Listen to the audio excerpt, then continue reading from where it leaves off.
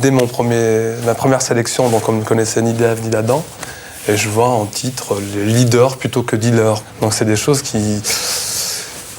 Ça boue à l'intérieur. On ne peut pas accepter des choses, c'est des choses qui sont inacceptables.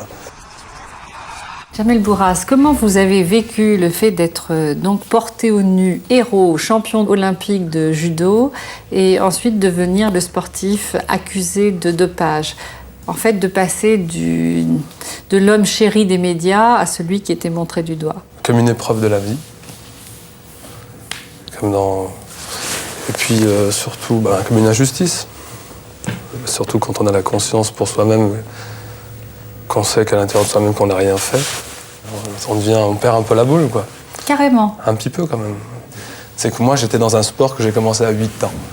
Donc j'ai tout fait après, c'était ma passion, je voulais être champion olympique. Je n'ai pas choisi le tennis, ni le football, ni la Formule 1. Le judo, je ne savais pas que ça allait être médiatique. Je suis champion olympique, c'était mon rêve, j'étais sur mon nuage. Mais moi, voilà, un titre de champion olympique, il faut qu'il serve à quelque chose.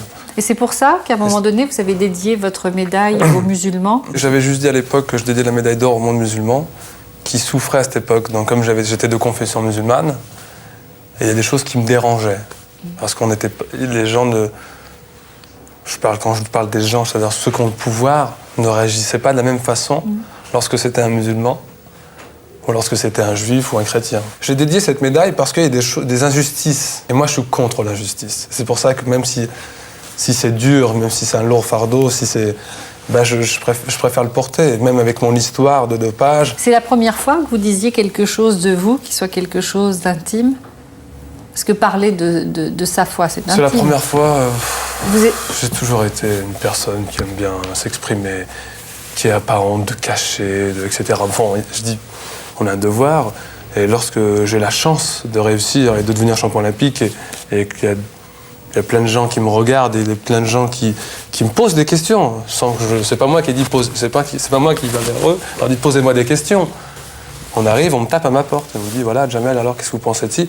Moi mon devoir pour moi c'est de leur répondre, ce que j'ai à l'intérieur de moi-même, voilà. Jamel Bourras, vous êtes accompagné par votre ami Tayeb Belmioub, qui est auprès de lui depuis maintenant environ 3 ans. Qu'est-ce qui a été écrit à ce moment-là qui vous a le plus touché? Je vous explique, parce que c'est assez important. C'est-à-dire que c'était marqué « Bourras l'islamiste allumé une mèche ». Si moi, à la télévision, demain, je fais... Ou comme il y en a plein, je sais pas. Si moi, je fais « Oh mon Dieu », je fais le signe comme ça, on demande Dieu, parce que c'est un signe un peu musulman, qui implore Dieu pour l'aider, etc. Alors on va dire « Oh, vous avez vu le musulman, le ci, le ça ». Comme il y en a plein de sportifs, ils sont là à chaque fois, ils font la croix et tout, etc. Ils font leur signe. Ça, personne ne leur dit rien. Pas de problème. Mais la personne qui va, ça y est, musulman, oulala, comme on a l'image d'un musulman en France, c'est une catastrophe. L'image qu'on donne de la religion musulmane en France, c'est une catastrophe. Je suis vert. Et ça, on ne peut pas me dire que ce n'est pas une machination. Donc, mais vous avez joué le jeu des médias, à ce moment-là, vous en êtes servi? Je ne sais pas que j'ai joué le jeu. C'est qu'en tant que Français d'origine étrangère, on n'est pas beaucoup à réussir. Et pour moi, le peu qui sont en haut de l'affiche, un peu, ne servent à rien. Ils ne sont pas là pour défendre un peu la cause, pour défendre un peu le... C'est un peu bizarre, mais... Parce que tellement on nous a salis, je trouve, quand je parle au niveau de la religion musulmane ou au niveau de même de nos origines, toutes ces histoires de beurre, de trucs, là... On nous colle dans la tête, là, dès qu'on nous voit. Et moi, dès ma première sélection, donc on ne connaissait ni d'Ève ni d'Adam, et je vois en titre les leaders plutôt que dealers. Donc c'est des choses qui... Ça boue à l'intérieur. On ne peut pas accepter des choses, c'est des choses qui sont inacceptables. Et lorsque tu reviens, tu arrives à faire 2e au championnat d'Europe, tu es content, et tu arrives, on met l'argent du beurre. Tu vois ? Tu dis, putain, 2e article de ma vie, on arrive, l'argent du beurre, et puis bon, tu essaies de leur dire en plus à ces gens-là, mais c'est pas bien ce que vous avez fait, c'est ça, ils sont là, oui, vous avez raison, nanana. Bon, tu te dis, bon, mais c'est pas grave.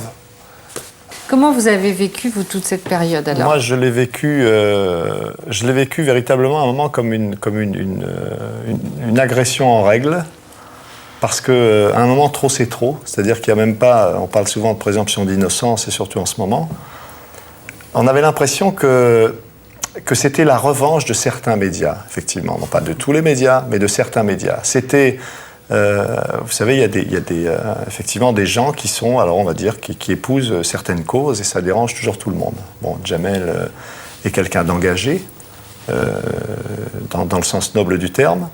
Ça dérange parce que ce qu'on lui aurait demandé, effectivement, c'était d'être un gentil beurre, judoka avec une médaille, effectivement, de symboliser l'intégration. On ne sait pas pourquoi, puisqu'il est déjà français, donc on ne voit pas en quoi il a besoin de s'intégrer.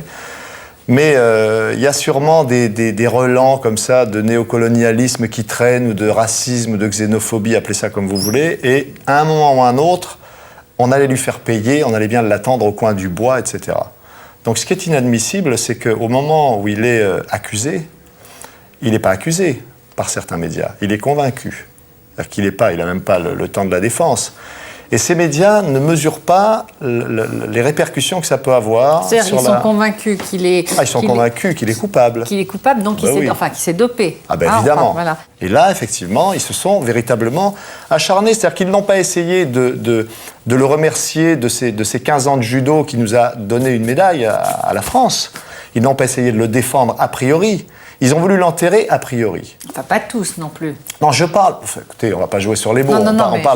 On parle des médias, on va dire, des médias spécialisés dans le domaine du sport, du journal sportif, il n'y en a pas 150 qui existent en France, et ça a été un acharnement. Et ceux qui ne le disaient pas, parce que moi, je l'entendais dans les couloirs, c'était de la suspicion verbale. Enfin, tout ça n'était pas beau. Tout ça n'était pas très beau, franchement. Vous auriez pu dire, j'ai fait une erreur? Bien sûr, je l'aurais dit si j'avais fait une erreur.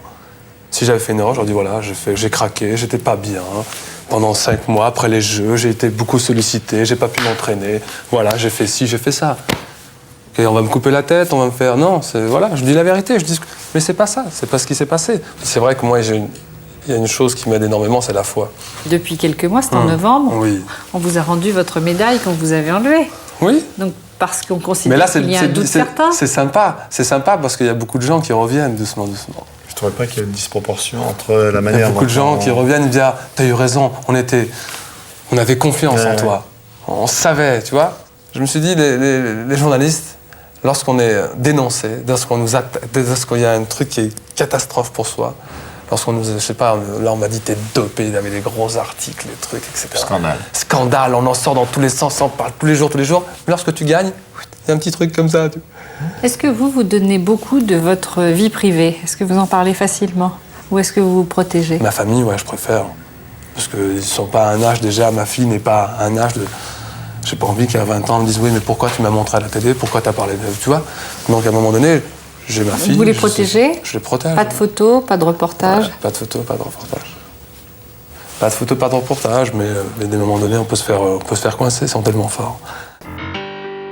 Pour ne rien manquer sur ma chaîne Ina Mireille Dumas, abonnez-vous et activez la cloche.